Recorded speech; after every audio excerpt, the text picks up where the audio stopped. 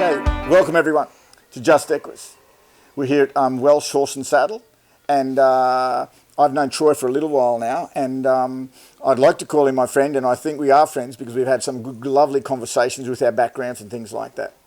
So this is a continuation with our Just Equus forms of people in the industry and people that we should be looking up to in Australia, what they've done themselves, and letting younger people know that they have the ability to progress and to work to these and aspire to these positions that these people have. But with all these things, it comes with hard work. And I haven't talked to not one person yet who has said it's not to do with hard work. So, Troy, thank you very much. How you going? Very good, thank you. Welcome Very, to the very Saddle good. Shop. Oh, it's a pleasure. It's a pleasure. I think it's a lot of people that are in the horse world. To be in a saddle shop is a big deal. Yeah. You like it, you look, you see the saddles, you have a look around, and I think all of us inside like to think we'd like to do it, but doing it's another thing. It is. It's not just something you'll go pick up or do a weekend course or a week's course. It's a thing I say to people a lot is, I'd love to come make a saddle. Yes. But it's the little skills like, using. Like before, I'd even like to have someone working for me or starting to learn to make a saddle, I'd like them to learn how to use round knives and stuff like that. And that just takes practice. And I always say it's not. I could show you everything I know. I give you every pattern. This is what you do, and you could do a couple of years with me and everything. There's no secrets. But what I can't give you is the 10 or so years repetition. Yes. Well, that's why I figured it took me the 10 years repetition. Yes. To get, and I'm still pushing myself. Like every saddle, there's something. Oh, I could have tweaked that a bit more, Yes. and because leather reacts different too. It's not like a lump of wood. Like leather, each side of leather reacts different on how it moulds, and sometimes you'll have a battle. Sometimes you'll hear saddlers say, "Oh, geez, that just went on like really good." And other times you'll hear us swearing and cussing like pirates. Well, it is, but it's the skin of something. It's leather, isn't it? It is. So that's the X factor. I think is getting things fitting and you get it down, like my patterns, I've refined them, especially a lot of the trees I use a lot. Like my cutting trees, they're moulded, there's 3 sizes, so they're pretty close. Yes. And I've got to know them real good too, because there's little tricks with them, so I just change things. But that was through repetition, and I'd been building saddles for 20 odd years before I started using these moulds. Yes. So it can be frustrating sometimes, and sometimes there's little things in there, and that just you just what's going on here, and you just got to think about it, and you go to bed a lot thinking about that. You might think about something else, but yeah, go to bed, plan, and I've read a lot of books like that too. Like if you've got a problem, you'll go to bed and you'll think about that and sort of fixes it overnight, and it's clearer in the morning. Oh, I could only imagine. And then you get someone coming along and saying, "Troy, would you mind doing this for this saddle?" And it's maybe not. Maybe it's something you can do or can't do, but it's never just a straightforward thing. It's not a production line. No, that's a thing. And I know in my mind what works and what doesn't. This is probably my 30th year since I started in '94 with Eddie Powell. Yes. So we got it worked out pretty well. Yes, absolutely. And I say too, not every saddle suits every person. No. And I've had mates of mine say to me, "You need to design this and design that." And I say, "Well, that's all right for your build and how you ride, but it's not good for the general public." So they're the little things you got to look at too. I make mainly saddles for trainers and the top competitors. Yes. And they're the best to do it for, because they're the best ones. They come in, or they'll ring me. Some of them cutting trainers ring me. "Yeah, Troy, I always want to just make me a 17-inch or a 16.5, whatever." Bang. And you want this? Oh, no, whatever you reckon. Just, and they're the top guys in the country. Yes. And I get someone that comes in that's hardly rode or no experience, and they've probably got on the internet and they've got themselves confused. I just grunted because yes, the internet. Yes, come on. I know, and then they're telling me this and that. Do I do this, do that? I'm thinking, oh dear, there's a lot of work here, but how about I build you this? If you don't like it, I'll buy it back. So it's got my name on the back, and I know I can sell them. But so you got to be careful too. Like if someone's got a wild idea and they want you to build it, I can definitely build pretty whatever they want. But if it's a wild idea and I don't think it's going to work, well, my name's on the back of that saddle. Yes. So I'm not going to, and they'll get it and they'll think, oh, it doesn't work. Even Yeah. though I knew it wouldn't work. You don't want to send that out there either. So I politely say now a lot of times, I'm probably not your guy, you know. Well, you've put yourself in a position to be like that. Yeah, and well, the thing is, we've designed especially in the cant draft and cutting world, which my saddles are probably most synonymous with. Yes. We've got that sort of down pat, you know. Yes. We've got that pretty close, you know. Well, like you said, when you've got professionals ringing you up and suggesting, I want just a 17-inch Yeah, cutter. they're easiest. Well, and they're professionals, so Yeah. they're not questioning They're right. what you're doing, 10 to so they 20 know what you horses a want. day. That's correct. And so that's where I think others need to sort of prick a bit of an ear and go, oh, well, maybe look at what they're using and this sort of thing. So and it's, I'll tell you a funny story. A few years back now, I went and done I had Michael Drapak is the guy that starting the big Australian museum, saddle museum, in Sydney. Melbourne, and Tony Gifford sort of was helping him a lot. So Tony's went up there. I went up to Tony's and we're getting the old saddles, like the old City from City Hills to R.M. Williams, and we're relining them, recanlining, just restoring them. Yep. And I've got up there and I said to Tony, there's about a wedge of saddles, and they're all real little, like for little skinny guys like me. Yes. And these, mind you, these are 70-year-old saddles. I said, geez, they're little, aren't they? He says, yeah, well, they're only fellas like me and you back there because didn't have McDonald's. They weren't big people, especially riding. I'm laughing at myself because I know. I used to be little once. Yeah. So, and it's just how it is, isn't it? Society's changed and narrow. They were narrow. Them, you know, the gullet widths were 2 and 3 finger gullet widths. Yes. Well, now that wouldn't fit not a damn thing. No. You know, we're riding and with the infusion of the quarter horse too. But even your stock horses now, they've a wider horse. You know, so that's a big thing. I've really changed in the last sort of 25, 30 years, you know. Well, it's the barrel of the horse, isn't it, basically? Yeah. They've got mega and broader from them genetics and stuff. Very rarely what I call like a shark-finned sort of backed horse. Yes. Don't see them anymore.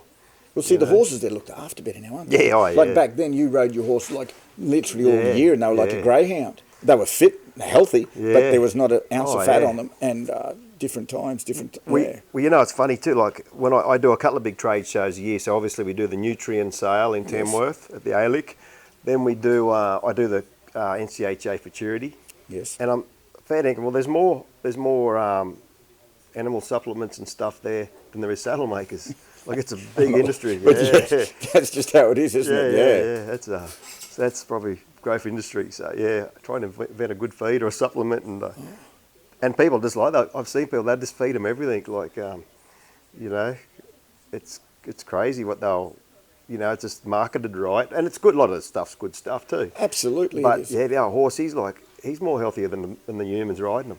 You know? Absolutely. And the thing is though, in my view with that, is that with the supplements and that's wonderful. But people really need to be putting their money into these saddles and the things that go on their horses' backs. Yeah, you know, well, Nutrien, we're sort of there probably nearly 2 weeks. And then I know that... Oh, really? I didn't realise, Yeah, and then the Futurity, NCHA Futurity, we're there... Well, we've got 3 weekends, 2 weekends. 2 weeks, but it's 3 weekends. Yes. So it's a big deal. It's a big deal for us leading up to it too. You sort of go hammer and tongs and... but they're great events. That's where I do most of my business. You don't see me advertise a lot. No. It's just repeat customers. It's them guys there. We meet them, and because you know all over Australia, they're like this year at the Futurity. I met people from Western Australia, New Caledonia. You know, they all come to the Futurity. It's a great event, and so it gives us. I'm still probably old school in the fact that I just love. I've got to be in front of people. I believe that people have got to come and have a physical look at it. You can have all these glossy ads, and I've seen some great glossy ads and thinking, gee, that mate that makes that saddle, gee, it does a good job. And then you see one in the flesh and think, oh my God, great photography work. You know, I need that photographer. But so it gives. I don't try and sell them. They're there. They come in and have a look, and then we go from there. Yes. So I'm not don't do the hard sell. This is going to change your life. You know, it's there. You can look at, and I can help you and ask any questions. But you know, I don't. I always tell people to go your gut feeling. Is your best feeling? Do you feel good in this? Is it you? Yes. Well, it's like buying a shirt, and I'm pretty anal about that too. You know? Absolutely. Except for our sponsor shirts we get for free. No, we're not for. Yeah, I like free shirts. Absolutely, absolutely. So you select all your own leather? Do you go up to the tannery or wherever? I do. I'm probably their worst nightmare because they do send it to me, Yes. but I've got a strict instruction list. Okay. Otherwise, I'd send it back. But no, they're good. I only use Herman Oak leather. Yes. You'd want to be really good and come here for good product to convince me of using anything else. I've been using it since I started with Eddie Powell in the mid-90s. Yes. And old Shep Herman himself come out. Really? Yeah, he come out, and Eddie was one of the main men that got it sort of rolling over here. Okay. That's all I've ever used. People complain, oh, this or that, you know, it's hard to cut or whatever. I said, I don't know. It's all I've ever used. Get a sharp knife, it's all right. But it's good. It's thick, like, you know, it's obviously a veg tan leather we make our saddles out of, but it's a good, stout, firm leather that wets up, moulds good, but it wears like, and if anyone that knows who I make saddles for, they'll always hear me joke, I only make them in men's. Like, they're there to take a flogging, like. Absolutely. Because I'm mainly dealing with horse trainers and stockmen and fellas that are riding saddles every day. Yes. And I always shudder at this, but a lot of them good trainers too will have them saddles sitting on a rail out in the weather 24/7. So don't do that. But they do, they're a tool. And so you got to make them strong and built tough, stitched nice and close. Yes. You know, be the real deal. And yes. and it's a hard deal. I've heard people can't afford a custom saddle or whatever, and that's fair enough. Then they'll go get, in a lifetime, they'll get 10 cheap ones and throw them out like paper plates. I do. I'm rolling my eyes only because you hear it all the time. Just go see someone. And then they think they're doing a favour by, it might be a little bit much, so I go somewhere else. And I've actually, I can honestly say this, I've actually sent a couple of customers here. Yep. And they'll go, oh yes, and then they'll go back. But they can up, a few of them start coming back and go, oh, well, we're going to bite the bullet. Yeah. And I said, it'll be the best bullet you've ever bitten. Yeah, because yeah. You've gone through another 3 or 4 saddles. I'll go through. There's various, not even going to mention names or anything like that. But they're never happy. I said, well, you get what you pay for. Exactly. And it's like an old saying I heard once, I can't afford to buy cheap. What I would like to ask is, you've mentioned his name now a couple of times, Eddie Powell. Now, I actually remember him when I was with Bill Bowden, and riding in some of his saddles. Yeah. And Bill said, you're a privileged young man being able to sit in these saddles Bill Bowden had them made. And how did you get to meet him? What even led you to thinking about doing, because I'd like to later on talk a little bit about it. But before you got into saddlery, what were you doing with your horses? Well, from the beginning, I guess, I grew up, my dad was a farrier and in the Northern Rivers, and we broke horses in. Yes. So I grew up breaking in horses and riding since I was a kid. And then I started rodeo, and I was rodeo mad, and I just figured I'm just going to be a saddle making, bronc riding fool and be rich. I got the fool part right. No. The rich part hadn't come yet. No. But that's all I ever wanted to do. But life's rich. You've got to do that. It is. That's rich. You know, I've travelled the world doing this. That's right. You know, I've... So I was into that, and I was into leather work right from a young age. You know, we used to repair stuff and fix stuff, pretty crude and rudimentary, but we'd get books, and back then, before the internet, there was no YouTube and stuff and that. Like, we just read books. Then I progressed in my rodeo, and so I was riding broncs. Obviously, in the end, I rode steers, bulls, bareback horses, and bronc riding was my main thing. And then it became full on, and I was living up here in Queensland when I'd left home, and got to know Eddie Powell because he rodeoed and team roped too. Well, I didn't know that, yes. And every bronc rider will attest to this. Like, we'll drive saddle makers or people nuts with our saddles, and we're always messing with them. And so I was at Eddie's, I lived close by him, and I was at there all the time and working things out. And Righto. at that stage, I was a butcher in the meatworks, and I'd be annoying Eddie about different things. We're always making things and changing things. And so I was going to do. Eddie was doing schools at the time. So Eddie said to me, would you... Oh, no, I booked in for a school. I thought, I'll have a crack and make a saddle, work with Eddie. And he rang me back and said, oh, would you be interested in working? I said, yeah, I'll start tomorrow. He said, no, settle down. He said, you better do your week's, your notice. So, and that was at about 94, I guess. And then, so I went and worked for Eddie for probably, I think it was close on 4 years. Yes. And I was rodeoing then too, so it was good. And he was at his peak, really rolling some saddles out too. So I had a real good grounding, and there's a few things, and I only went and visited with him. Eddie's in the States now. He's been there about 8 years. We went and visited him last month, or in April, and we got talking and stuff. And I said, you know what I tell people, Eddie, you know, what'd you learn off Eddie, this and that? And I say, he used to always say to me, if it doesn't fit, force it. That's what I tell him. He shook his head.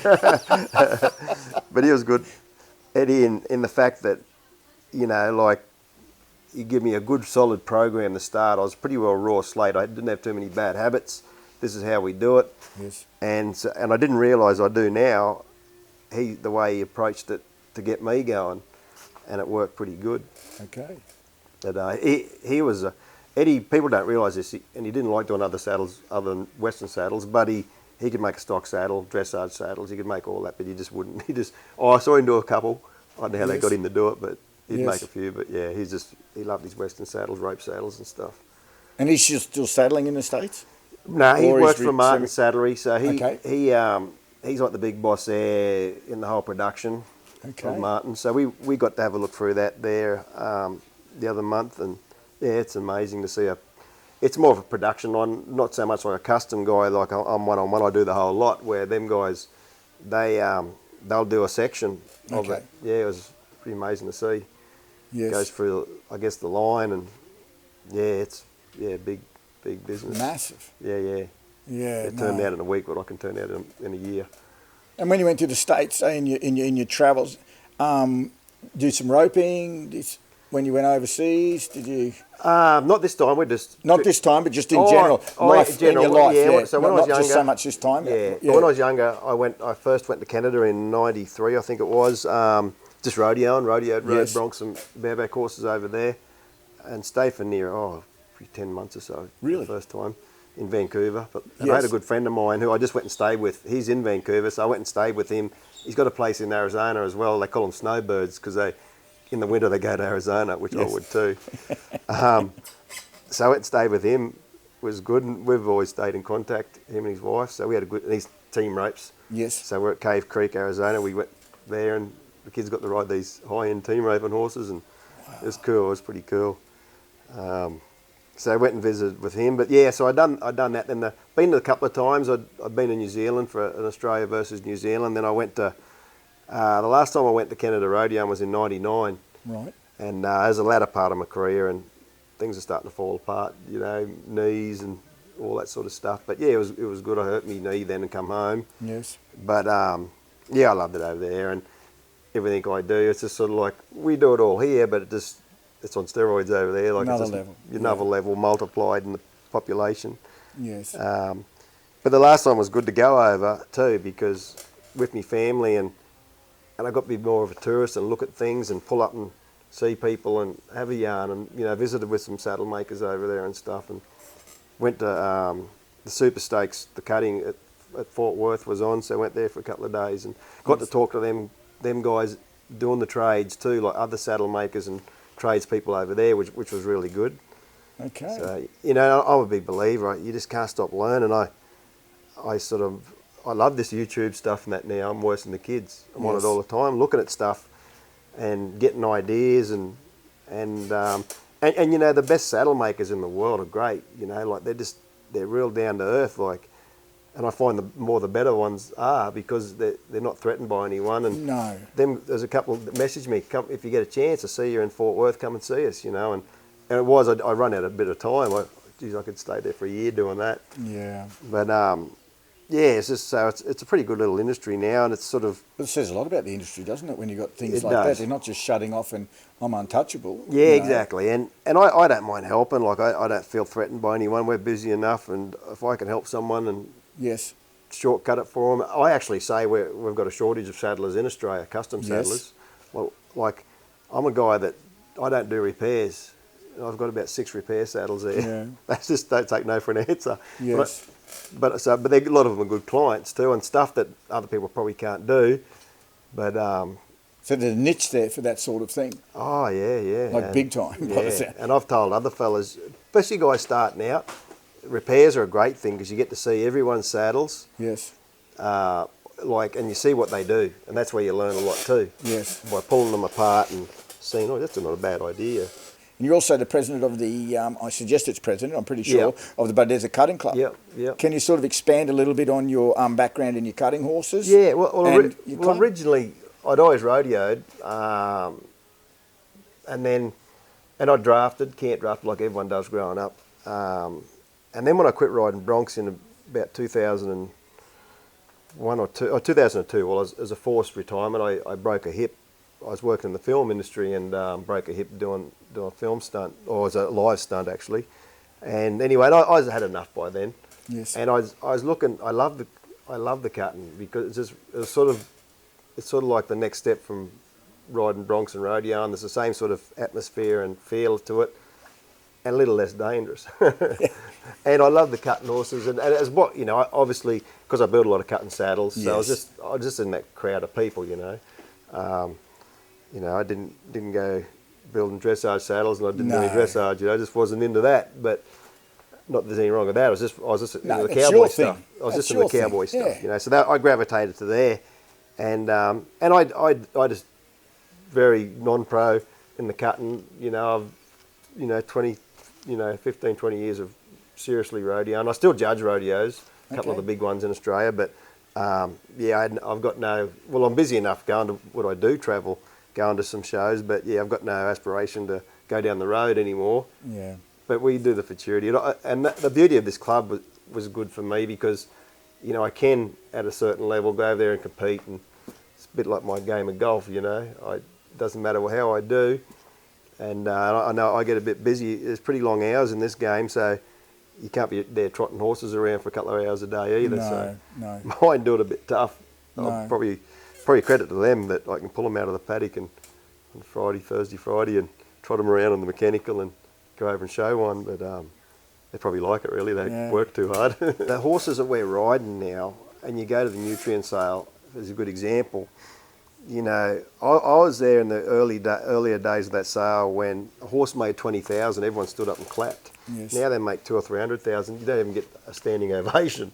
That's just another horse sold for a couple 100,000. So it's important what you put on that horse's back, because you don't have a cheap saddle that's got screws poking out the bottom, or a bad tree. I mean, gee whiz, like we're the cheapest fellas in your horse journey now.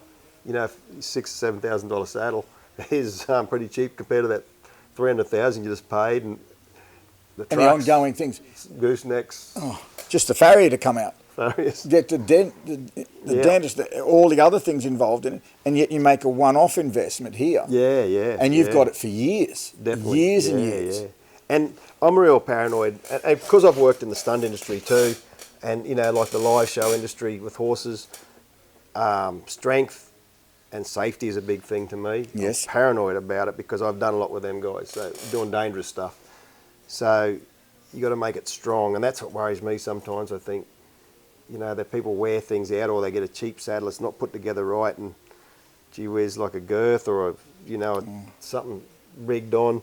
That's your lifeline. You'd also be very keen on what sort of saddle pad they're putting under there too, because some of definitely. these things they're coming out with these days. Yeah, horrible. I'll let you go with that. Yeah. Oh yeah, and that's a big thing. And we do ideal diamond wool. I deal with diamond wool. Yes. We sell them. I try not to stock a lot because I'm busy doing what I'm doing, but leading up to some of them big shows, or someone rings me, but I'll put them on the diamond wool pads. I like them. And there's probably some other newer pads out there. There's some good ones in the States, but they are very expensive.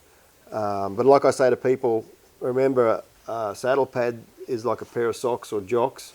It's not forever.